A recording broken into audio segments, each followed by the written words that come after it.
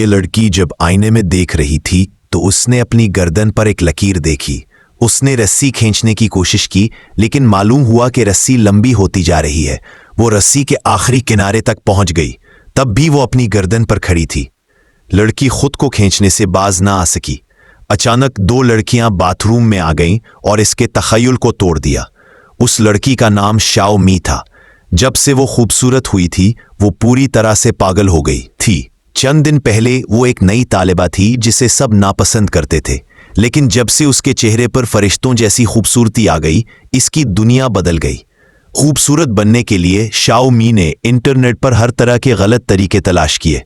एक दिन उसे एक परअसरार मुआहिदा मिला जिसने दावा किया कि वो उसका ख्वाब पूरा कर सकता है, लेकिन शर्त यह थी कि इस मुआहिदे को सबसे खुफिया रखना होगा। शाओ मी ने बिना सोचे समझे हामी भर ली। जल्द ही दरवाजे पर दस्तक हुई। दरवाजा खोला तो जमीन पर एक काला डब्बा पड़ा था। उसने डब्बे से एक चमकदार माया की बोतल निकाली और फौरन पी ली। आईने में खुद को देखकर जोर से चीखी। अगले दिन जब वो स्कूल पहुंची तो सब हैरान रह गए। वाकई वो बहुत खूबसूरत हो गई थी।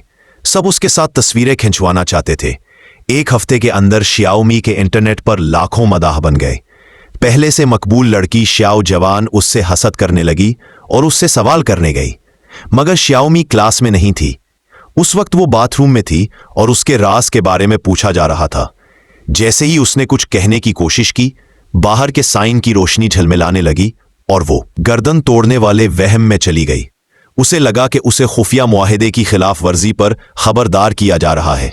खौफजदा होकर वो बाहर भागी, मगर शाओ जवान ने उसे रोका। शाओमी ने उसे टालने के लिए कहा कि उसने प्लास्टिक सर्जरी करवाई है, मगर शाओ जवान को यकीन नहीं आया।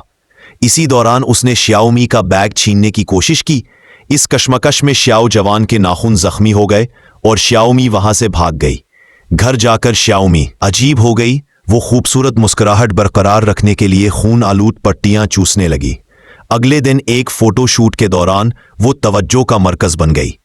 शाओ जवान जो पहले मॉडल थी, नजरअंदाज हो गई और गुस्से से पागल हो गई। इसने शाओमी की निगरानी शुरू की, उसके घर के पास रहने लगी, हर बात रिकॉर्ड करने लगी, मगर वो खुद भी कमजोर पड़ने लगी। शाओमी को इस सब का पता था। उसने दरवाजे के नीचे से एक नोट दिया कि बाज आ जाओ, मगर शाओ जवान ने हार ना मानी। कैमरे से एक वीडियो हासिल की जिसमें शाओमी लाकर में किसी अजीब चीज की तस्दीक कर रही थी। मजबूर होकर शाओमी ने मुआहिदे का राज बता दिया, मगर शाओ जवान को यकीन नहीं आया। उसने भी वो माया पी लिया जो दरअसल शाओमी के कत्ल किए गए लोगों का लुआब था। ये पीते ही वो भी कातिलों के हथियार बन जाते।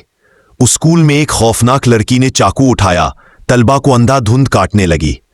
एक दिन उस स्कूल में खबर फैली कि एक खतरनाक कैदी उस स्कूल में दाखिल हो चुका है। तलबा ने दरवाजे बंद कर लिए।